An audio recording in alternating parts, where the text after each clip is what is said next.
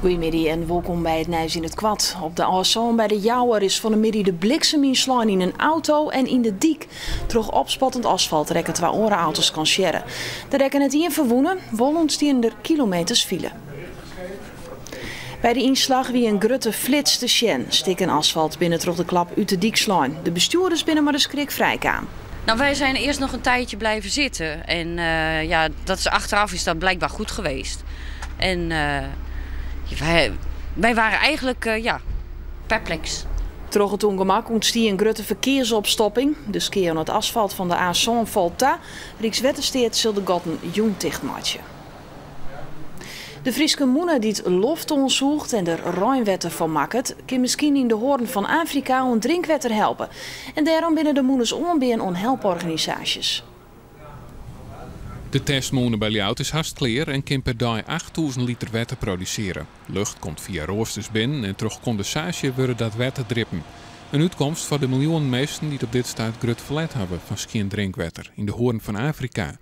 De techniek is daarmee onbeen onhelporganisaties.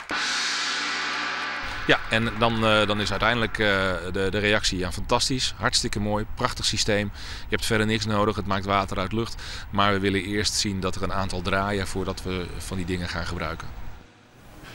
Het gaat striem in maar de graaidevogel op het boerenland in Europa. Die trend is al langer bekend, maar nou docht het echt blikken uit een langrinnend onderzoek naar in totaal 144 soorten. En dat onderzoek is goed gepubliceerd. Er is een top 10 geersteld van soorten die het hutst achteruit gaan binnen in Nederland. Zo binnen de populaties patries, skriers en graaidepieper in 30 jaar tijd meer dan de helft weeromroen.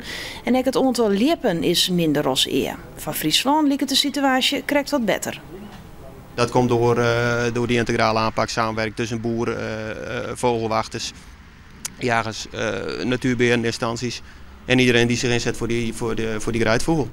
Voor heel Europa binnen de vogelstand nog volle hudder achteruit gaan. De grootste oorzaak is de intensieve landbouw.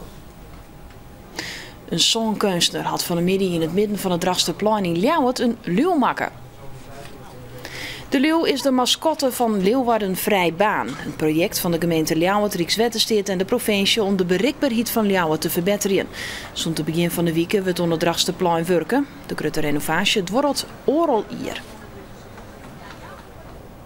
Heerenveen-speler Oussama Assaidi wil zo gauw als mogelijk op zoek naar een orenclub. Dat bevestigt je bronnen om de speler heen. De Marokkaanse international had een nieuwe zaakwaarnemer in de eremnaam. En die doet zaken van topspelers als Mark van Bommel en Zlatan Ibrahimovic. Assaidi is dwaande maar zijn derde seizoen bij Heerenveen. Maar het oprollen van een hennepkwekerij juster in de Rottevolle had de politie een behoorlijke slachttap gebracht door een criminele organisatie. De politie trof maar liefst 5000 stekjes aan in een squarre onder Born. Al deze stekjes werden bedoeld voor meerdere hennepkwekerijen. Wat we zorgen is dat we de meeste kwekerijen bestaan uit zo'n 400-600 planten, soms zelfs wat minder.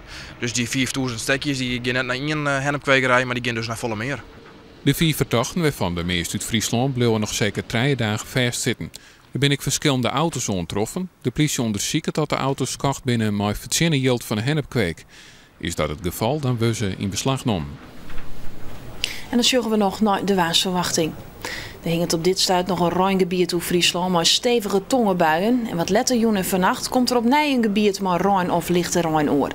En morgen fikse tongenbuien zou uitentrog maar zwieren windstieten en hagel. En op gewoon plakken kan het wetteroerlijst veroorzaken.